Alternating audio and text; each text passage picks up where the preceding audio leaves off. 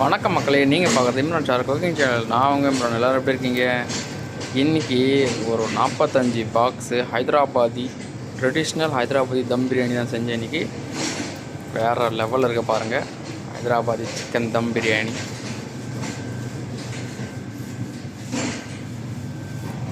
யார் யார் ஹைதராபாதி தம் பிரியாணி சாப்பிட்ருக்கீங்க கமெண்ட் பண்ணுங்கள். இதோட ஃபுல் ரெசிபி வேணும்னா கமெண்ட் பண்ணுங்கள். நான் உங்களுக்காக வீடியோ அப்லோட் பண்ணுறேன்.